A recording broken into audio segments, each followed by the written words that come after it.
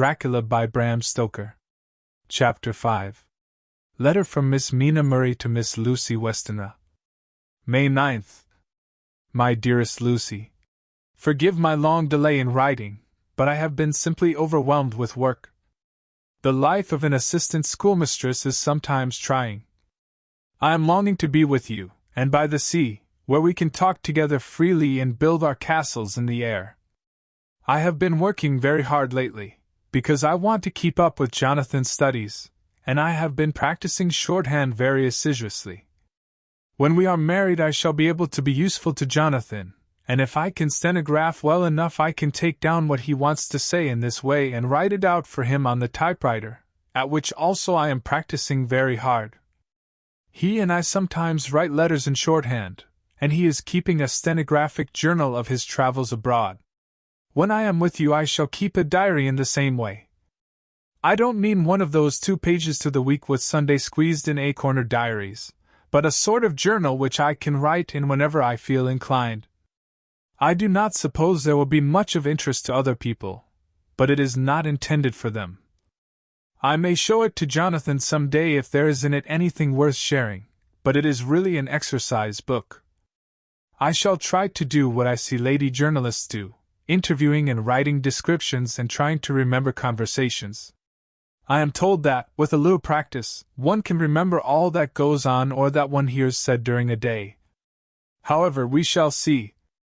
I will tell you of my little plans when we meet. I have just had a few hurried lines from Jonathan from Transylvania. He is well, and will be returning in about a week. I am longing to hear all his news.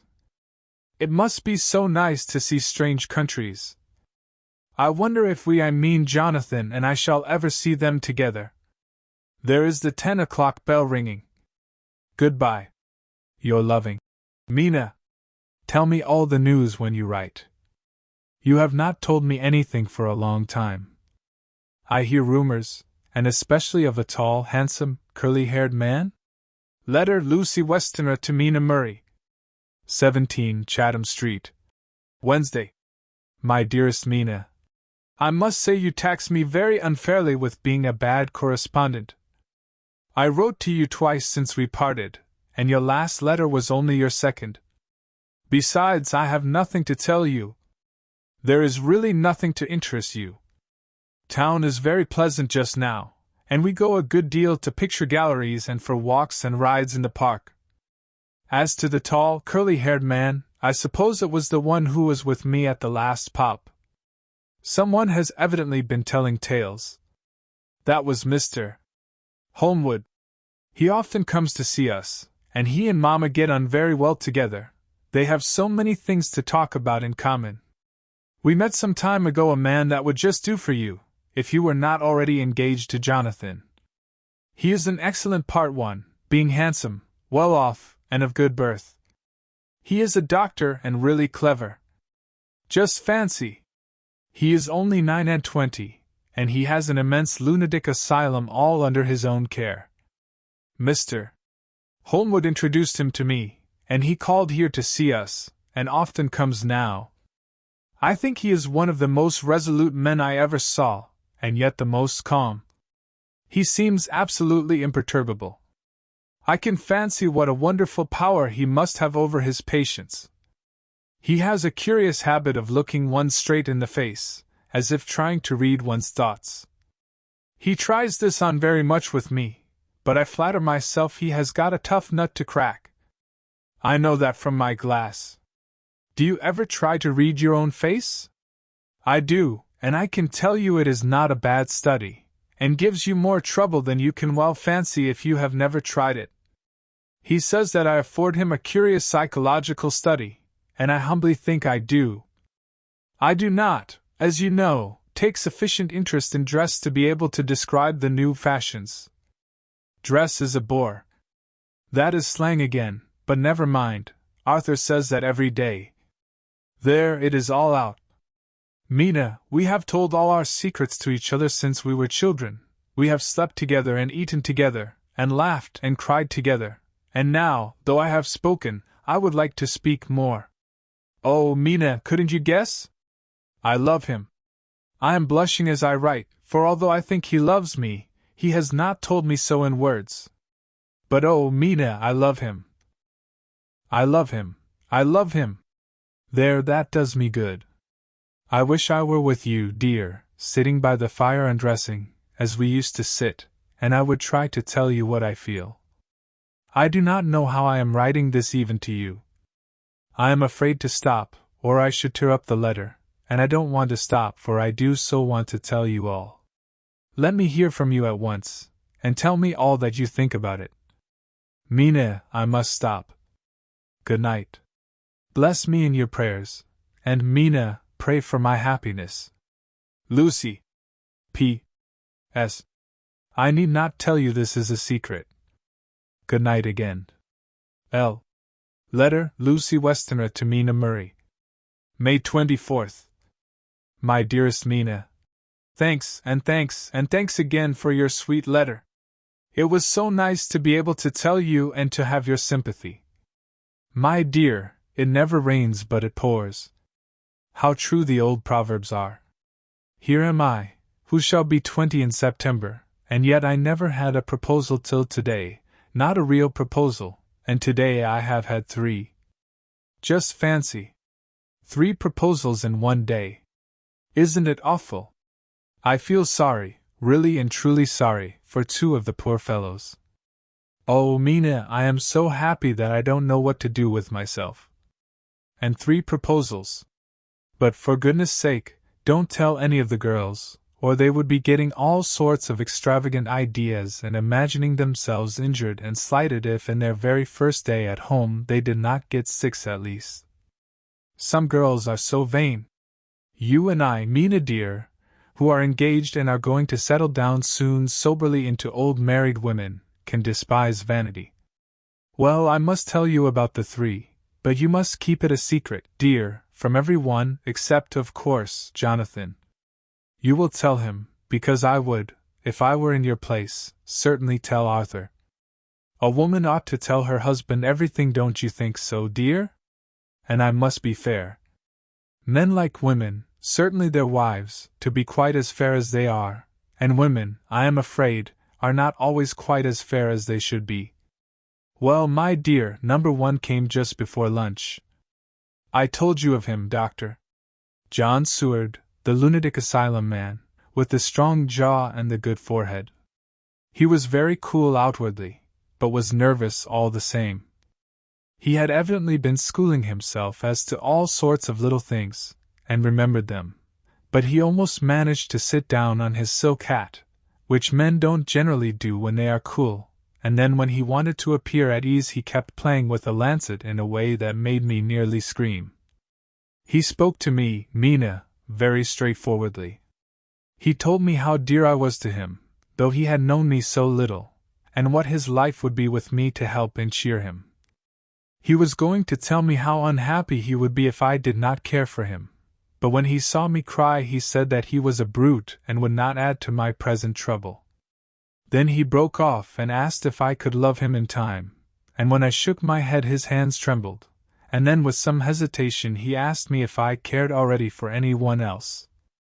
He put it very nicely, saying that he did not want to wring my confidence from me, but only to know, because if a woman's heart was free a man might have hope. And then, Mina, I felt a sort of duty to tell him that there was someone. I only told him that much, and then he stood up, and he looked very strong and very grave as he took both my hands in his and said he hoped I would be happy, and that if I ever wanted a friend I must count him one of my best. Oh, Mina dear, I can't help crying, and you must excuse this letter being all blotted. Being proposed to is all very nice and all that sort of thing, but it isn't at all a happy thing when you have to see a poor fellow, whom you know loves you honestly, going away and looking all broken-hearted, and to know that, no matter what he may say at the moment, you are passing quite out of his life. My dear, I must stop here at present, I feel so miserable, though I am so happy. Evening. Arthur has just gone, and I feel in better spirits than when I left off, so I can go on telling you about the day. Well, my dear, number 2 came after lunch. He is such a nice fellow, an American from Texas, and he looks so young and so fresh that it seems almost impossible that he has been to so many places and has had such adventures. I sympathize with poor Desdemona when she had such a dangerous stream poured in her ear, even by a black man. I suppose that we women are such cowards that we think a man will save us from fears, and we marry him. I know now what I would do if I were a man and wanted to make a girl love me. No, I don't, for there was Mr. Morris telling us his stories, and Arthur never told any, and yet, my dear, I am somewhat previous. Mr. Quincy P. Morris found me alone. It seems that a man always does find a girl alone. No, he doesn't, for Arthur tried twice to make a chance, and I helping him all I could. I am not ashamed to say it now. I must tell you beforehand that Mr. Morris doesn't always speak slang, that is to say, he never does so to strangers or before them, for he is really well educated and has exquisite manners, but he found out that it amused me to hear him talk American slang, and whenever I was present, and there was no one to be shocked, he said such funny things. I am afraid, my dear, he has to invent it all, for it fits exactly into whatever else he has to say. But this is a way slang has. I do not know myself if I shall ever speak slang. I do not know if Arthur likes it, as I have never heard him use any as yet. Well, Mr. Morris sat down beside me and looked as happy and jolly as he could, but I could see all the same that he was very nervous. He took my hand in his, and said ever so sweetly, "Miss Lucy, I know I ain't good enough to regulate the fixin's of your little shoes, but I guess if you wait till you find a man, that is, you will go join them 7 young women with the lamps when you quit. Won't you just hitch up alongside of me and let us go down the long road together, driving in double harness?" Well, he did look so good-humored and so jolly that it didn't seem half so hard to refuse him as it did poor Dr. Seward, so I said, as lightly as I could, that I did not know anything of hitching, and that I wasn't broken to harness at all yet. Then he said that he had spoken in a light manner, and he hoped that if he had made a mistake in doing so on so grave, so momentous, an occasion for him, I would forgive him. He really did look serious when he was saying it, and I couldn't help feeling a bit serious too. I know, Mina, you will think me a horrid flirt, though I couldn't help feeling a sort of exultation that he was number 2 in one day. And then, my dear, before I could say a word, he began pouring out a perfect torrent of love-making, laying his very heart and soul at my feet. He looked so earnest over it that I shall never again think that a man must be playful always, and never earnest, because he is merry at times. I suppose he saw something in my face which checked him, for he suddenly stopped, and said with a sort of manly fervor that I could have loved him for if I had been free. "Lucy, you are an honest-hearted girl, I know. I should not be here speaking to you as I am now if I did not believe you clean grit, right through to the very depths of your soul. Tell me, like one good fellow to another, is there any one else that you care for? And if there is, I'll never trouble you a hair's breadth again, but will be, if you will let me, a very faithful friend." My dear Mina, why are men so noble when we women are so little worthy of them? Here was I almost making fun of this great-hearted, true gentleman. I burst into tears. I am afraid, my dear, you will think this a very sloppy letter in more ways than one, and I really felt very badly. Why can't they let a girl marry 3 men, or as many as want her, and save all this trouble? But this is heresy, and I must not say it. I am glad to say that, though I was crying, I was able to look into Mr. Morris's brave eyes, and I told him out straight. Yes, there is someone I love, though he has not told me yet that he even loves me. I was right to speak to him so frankly, for quite a light came into his face, and he put out both his hands and took mine. I think I put them into his and said in a hearty way, "That's my brave girl. It's better worth being late for a chance of winning you than being in time for any other girl in the world. Don't cry, my dear. If it's for me, I'm a hard nut to crack, and I take it standing up. If that other fellow doesn't know his happiness, well, he'd better look for it soon, or he'll have to deal with me. Little girl, your honesty and pluck have made me a friend, and that's rarer than a lover. It's more unselfish anyhow. My dear, I'm going to have a pretty lonely walk between this and Kingdom Come. Won't you give me one kiss? It'll be something to keep off the darkness now and then. You can, if you like, for that other good fellow. He must be a good fellow, my dear, and a fine fellow, or you could not love him. Hasn't spoken yet. That quite won me, Mina, for it was brave and sweet of him, and noble, too, to a rival, wasn't it? And he's so sad, so I leaned over and kissed him.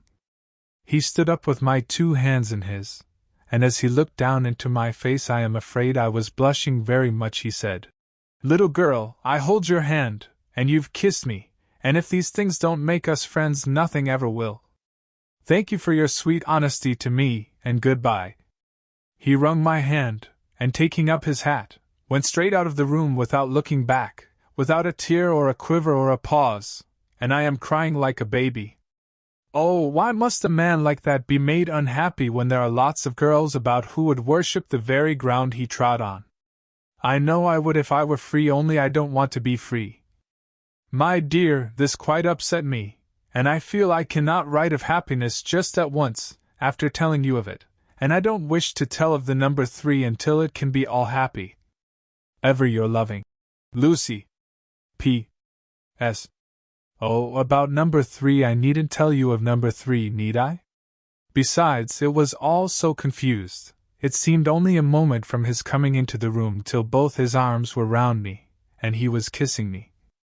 I am very, very happy, and I don't know what I have done to deserve it. I must only try in the future to show that I am not ungrateful to God for all His goodness to me in sending to me such a lover, such a husband, and such a friend. Goodbye. Dr. Seward's Diary. Kept in phonograph, May 25th. Ebb tide and appetite today.